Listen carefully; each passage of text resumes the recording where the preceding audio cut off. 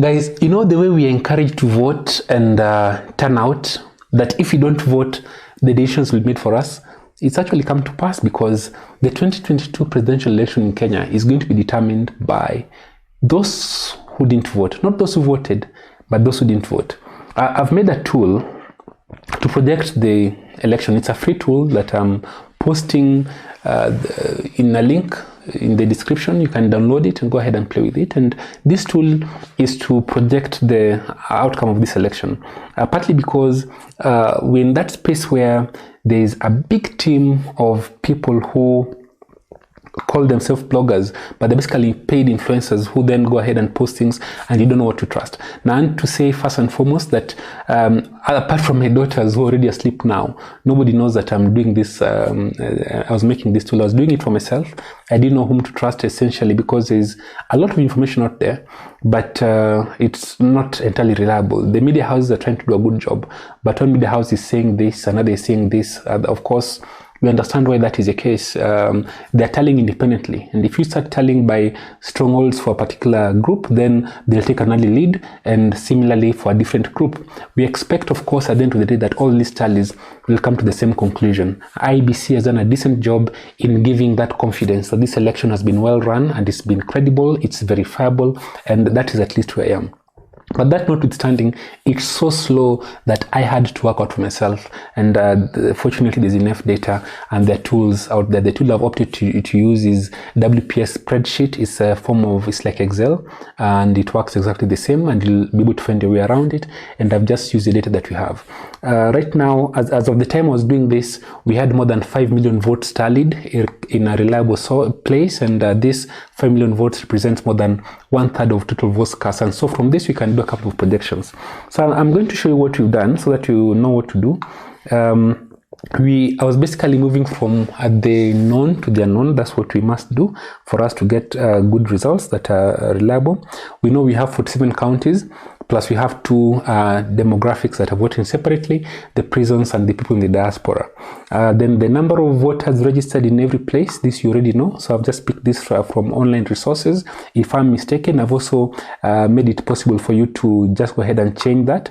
Say, for example, right now, what I have in the tool is Mombasa has 654,063 registered voters.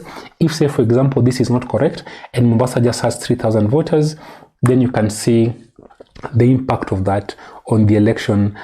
In that case, you can already see DP Ruto taking the lead versus Raila's case. Of course, this is not the case. Mombasa does have 654,000 registered voters. The second thing that we've done is to project the voter turnout. Now, here's a place where I am certain what I've put here is going to change dramatically from region to region. We know that the turnout is about 64%, but it's going to be different from one region to the other. There are areas where the turnout is going to be in excess of 80%, maybe even 90%. Then the areas where that voter turnout is going to be less than 60%, less than 64%. Already what we know, there is a big complaint around the former central province. We know that the turnout there is marginally lower than what was expected before. And so I've also incorporated that already in this. And you see that whereas the average I'm giving other regions is 64%, the former central region we are doing at 60%. It's not a very big difference, but that 4% difference makes a huge difference. And this is why I'm saying those who didn't vote have actually tilted this election one way or the other. So if, say, for example, I was to give this Meru 64% and 64% to Tharaka Nithi and 64% to Embu and let's say another 64% to Nyandarua, and maybe Nyeri also 64%. And suddenly already you can see that DP Ruto is takes the lead and wins the election, not because of any other matter, just because of voter turnout. And that's all we've changed. In fact, from this tool, what has surprised me, other than how close the election actually is, and I'm glad this is what we are seeing in the tallies that are coming out, is that the single most important factor is voter turnout. And those who didn't vote have had a massive, massive impact on this election. They have actually decided what direction this is going to take by not voting. And I hope this is the last time that we have such a big proportion of the population not voting. One caveat, I do believe that the decision not to have holidays abutting the election day has contributed to the low turnout. If the fact that people have to travel, but they don't have a public holiday the day before the election and one after is significant. Yes, you have too many holidays in the country, but elections happen once every 5 years. And so that is such a serious issue that if the ability to travel and get some time off to go and vote requires a public holiday, then we must go ahead and give that. It's a right that every Kenyan should enjoy and should exercise, because turnout does impact elections, as we can see here. So I'm going to just reverse what I've done here, just for the sake of this presentation, and then we can proceed. So the second thing we've done is project turnout. Then based on turnout, we can tell the number of votes cast. I haven't entered the spoilt votes, but I've already done a formula so that, for example, if you were to say for Mombasa has 0.2% spoilt votes, it gives you a figure there of 832 and already deducts the number of votes, and that can be done across board. So please feel free to go ahead and do that as well. Now, the big thing that we need to talk about is how we arrive at 58.7% and 39.7% for the voters in the respective areas. So why do I say that 58% will vote for say Azimio, while 39% will vote for UDA in Mombasa? And that's because we already have the data showing that. At the time I was preparing this tool, over 5 million votes had been cast. That's more than a third of all the votes that were cast. And if you take the instance of Uasin Gishu, for example, one of these counties that I'm talking about, 530,993 voters are registered to vote, and at the time that I was doing this, 123,042 had cast their vote for Ruto versus 18,403 who had voted for Raila. And that's again a big proportion of the registered voters. 79.42% goes to UDA and 19.34% go to Raila. No matter the turnout, you don't expect a bigger variance, a significant variation from that distribution. We can project and predict that about 79 to 80% of the candidates, of the people in Uasin Gishu, will vote for Ruto, and about 19% will vote for, about 12%, not 19%, will vote for Raila. In Makueni County, which is another county that we can take as an example, registered voters 474,494, and that's 474,494.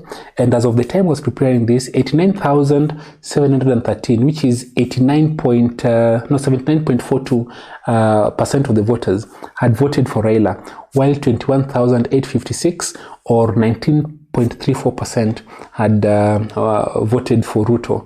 So you can expect, no matter where it goes, Makueni County is going to be voting for UDA and Azimio in that ratio. And again, I'm projecting that early on. So to validate this tool, let's check at the end of the day what that distribution is going to be. And I expect it's going to be about 79% to Azimio and 19% to UDA in Makueni, and about 12% in Uasin Gishu to Azimio, and 79% and 86%, sorry, to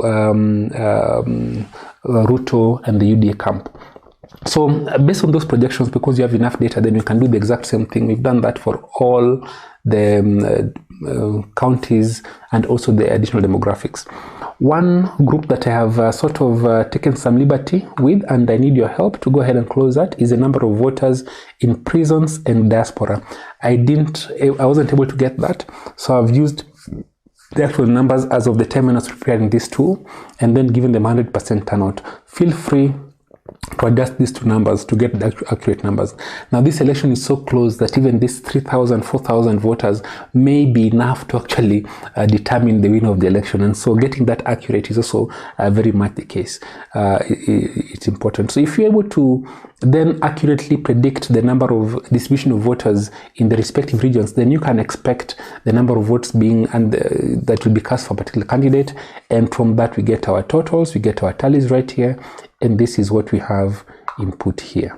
I hope that is fairly clear and easy to use. It's a free tool. It's an original tool. I made it myself from scratch, and so feel free to use it. And I recommend that you give credit where credit is due. So I've just indicated my credits there. And yeah, let me know if there's any feedback. Leave it in the comment section, and also perhaps give a comment. In general, you can tag me on social media, whichever platform, so that we can work on this together. Now, something very, very important is to understand that as a people, we are one people. Let us not be divided. I know there's a lot of emotion vested in matters politics, but Governor Mandago said it correctly. Let us not take it to heart. Tusiweke siasa kwenye roho, tuiweke kwenye mapafu. Put it in the lungs, so that you take if it doesn't go your way, take a deep breath in and a deep breath out. And that's the end of it. If you put it in your heart, then it becomes too much. You've heard of instances where people have been shot recently, by individuals, not by the country. Generally, this has been a peaceful election. It's gone exceptionally well, and we hope this becomes a standard going forward. Remember that if you're in the same boat, same economic boat today, you are much closer than you are to your blood relative who's in a different path. If you are talking to somebody who was a prado from your village, yet you are struggling to put food on the table, you are closer to somebody else in the opposite camp who is also struggling to put food on the table. If you're a parent struggling with 5 terms of school where you have to pay fees, it doesn't matter where you are. There is another parent in the other side having the exact same struggle. If you're unemployed as a young man or a young father trying to figure out how you're going to provide for your family, you are closer to somebody else voting for the opponent who has a similar issue. And therefore, let us remember that those are the things that bring us together, because if we focus on those things, then we can get good results. It's harder to make progress when we allow ourselves to be divided by, can I say, ujinga ndogo ndogo kama vile tribe or clan or region or ethnicity or political euphoria that comes with the politics of it. If you remember correctly, all these politicians have basically been friends and enemies for generations. So it is upon us to become wiser, kuerevuka kama Wakenya, and begin to make decisions that support us. So this election is going to be done. It's a very, very close one, but I'm confident IBC has done a good enough job in terms of making it transparent and giving confidence that it's been done well. I am in that space myself, and whatever comes out of it, we take it and move on. I'm urging the same of you, that we all make this decision and ensure that our country is better because we voted, and the whole world, I think Africa is very proud of what we've done. I think the outcome will be representative of the will of the people, and I pray that as a people beyond tomorrow, we can hold hands together and just support each other and move forward. The things that matter remain. I hope that the next 5 years will be better than the previous 5. Of course, I hope that I get to contribute to the incoming government, not because of alignment, but just because there's some gifts I have that would be useful. I hope that people will look at it that way and perhaps allow us to make those kinds of contributions. Yeah, that is it, guys, and God bless you. Pray for our country, Kenya, and we wish for the best. Let's see how it goes. Comments in the comment section.